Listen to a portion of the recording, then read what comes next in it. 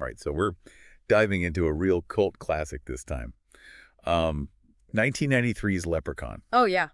This one is definitely unique. You've got your pots of gold, you've got your four-leaf clovers, but have you ever considered a leprechaun, like, wielding a pogo stick as a weapon? Yeah, it's not your typical fairy tale creature, that's for sure. Definitely not. So we've got a whole stack of articles and reviews here, and they're all trying to unpack why this film, which initially bombed with critics, like totally bombed, became this beloved phenomenon. It's a fascinating case, I mean, you have this creature straight out of Irish folklore, usually depicted as mischievous or even helpful, right? But Leprechaun just flips that image on its head, gives us this pint-sized terror, obsessed with his gold. And ruthless about getting it back. Absolutely. Yeah. So for those who haven't had the pleasure of seeing Leprechaun yet, let's set the scene a little. We've got this evil leprechaun played with incredible energy by Warwick Davis. I mean, he's trapped in this basement for 10 years after someone steals his precious pot of gold. And it's not just any basement. Yeah. It's in North Dakota. Of all places. About as far from the rolling green hills of Ireland as you can get, right? Yeah. Talk about culture shock. But once he's free, the chase is on.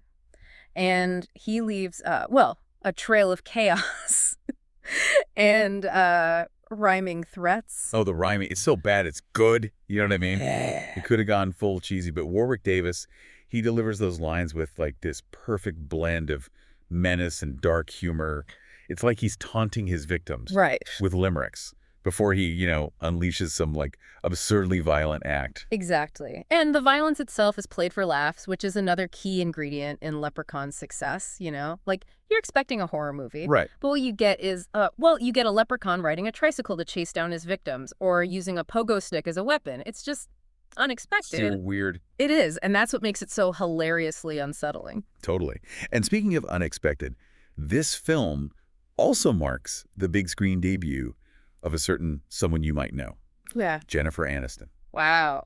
Talk about starting your career with a bang. Right? Or should I say a leprechaun's shriek? I mean, it really makes you wonder, what was she thinking walking onto that set, Would she have guessed that this horror comedy would become a cult classic while she'd go on to be a household name for a completely different kind of comedy? It's wild. It's a wild turn of events. It's almost like Leprechaun was destined to be this weird, subversive gem. Yeah. The critics hated it, but audiences, they latched onto it. And it's not just the humor, right? There's something deeper at play here. Yeah. This leprechaun's obsession with gold, it's almost a distorted reflection of our own human desires, don't you think? Absolutely. It's a cautionary tale about greed taken to its extreme. It's not just about, recovering lost property. It's about punishing those who dared to take what he believes was rightfully his. It taps into this primal fear of retribution, that something or someone is coming to make us pay for our transgressions. Yeah, and it's not just the leprechaun himself. The whole movie's packed with these little details that, like, play with your expectations. Take the setting.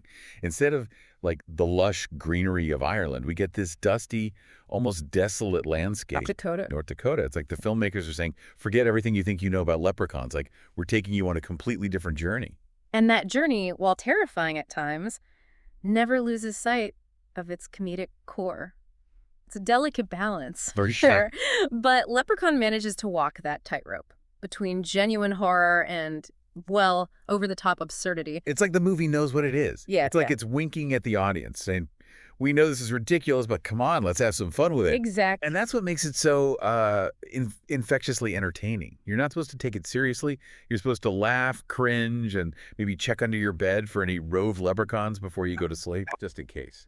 And it's that playful, self-aware tone that lets the film explore some, surprisingly dark themes. Greed, revenge, even the nature of good and evil. Right. All wrapped up in a package of rhyming threats, slapstick violence, and a leprechaun on a pogo stick. Yeah, so how does a movie like Leprechaun go from box office flop to cult classic? Like, how does that even happen? Well, that's where things get really interesting. It's not just about the film itself, but how it resonated with audiences, especially after its initial release. Okay. And to understand that, we need to kind of dive into the cultural context, the rise of self-aware horror. I'm intrigued. And the enduring fascination with creatures that both terrify and amuse us. So buckle up, everybody, because we're about to explore the cultural landscape that allowed Leprechaun to not just survive, but thrive, Right. becoming a franchise that, let's face it, is more about entertainment than scares at this point. It's a testament to the power of originality, even when it's coated in green makeup and wielding a shoe as a deadly weapon. But before we get into all of that, let's rewind a bit and talk about the film's reception when it first premiered. Yep. This was 1993. Remember, this was before the internet, before memes and viral marketing could turn a critical dud into a cult phenomenon overnight. Right, right. It was a different world. So when Leprechaun hit theaters in 93, critics, not exactly charmed. Yeah, they were pretty harsh, weren't they? They called it predictable, derivative. Some even said it was a waste of Warwick Davis's talent. Ouch. I mean, on paper, killer Leprechaun movie. Yeah. Sounds like a recipe for disaster. Right. Could have easily gone so bad it's good. But here's the thing. Audiences didn't care. Yeah.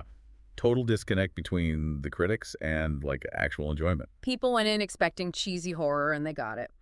But they also got something else. A movie that was self-aware, It knew what it was. embraced the absurdity, and gave genuine laughs with the scares. Pure entertainment. It wasn't trying to be high art, just a fun, over-the-top time. And that's where the early 90s matter. Horror was getting meta, tongue-in-cheek. Like, Scream came out a few years later, and it deconstructed the whole slasher genre. So Leprechaun was kind of ahead of the curve. In some ways, yeah. Playing with expectations, but way more comedic. Not afraid to be silly, over-the-top, poking fun at itself. And audiences were ready for that.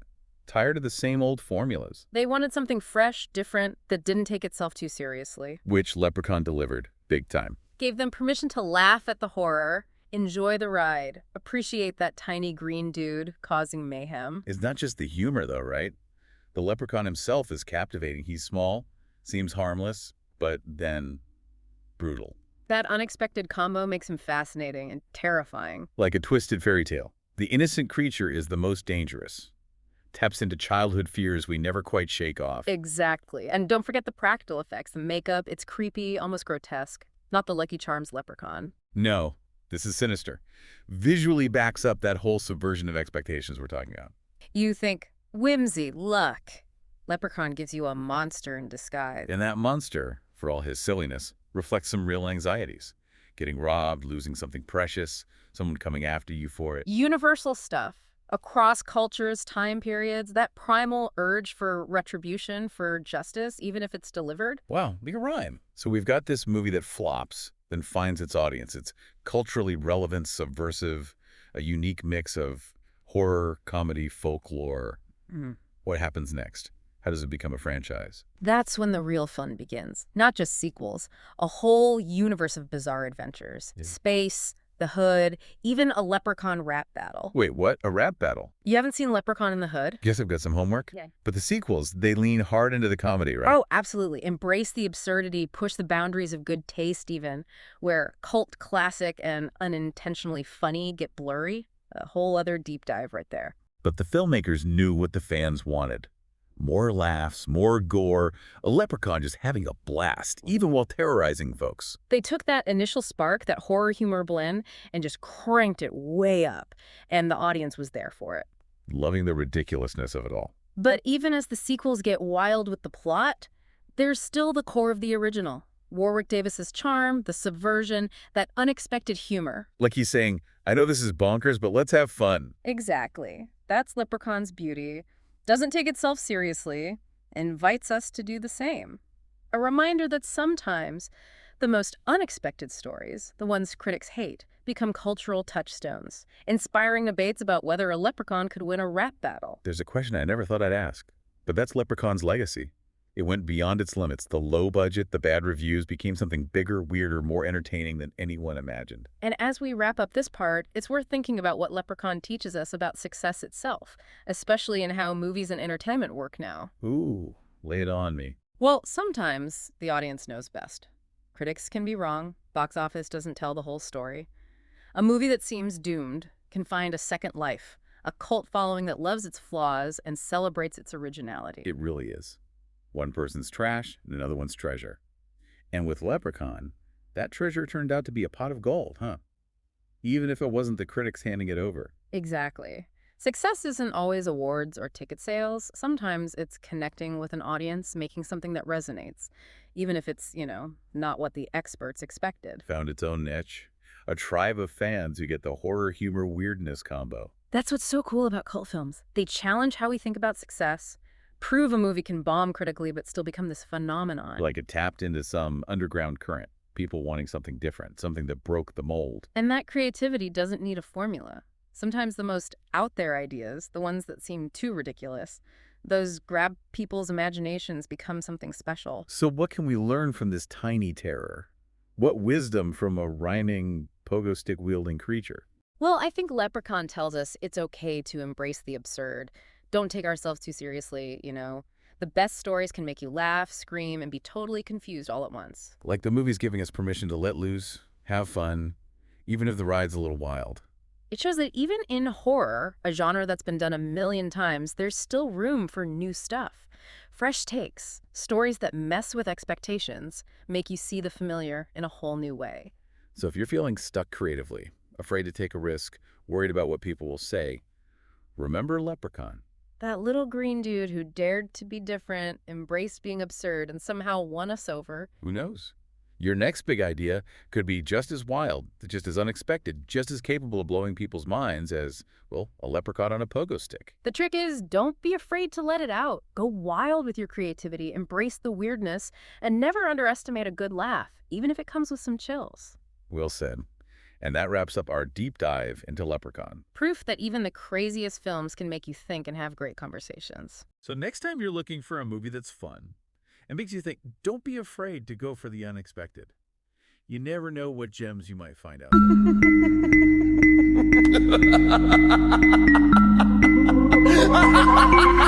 there.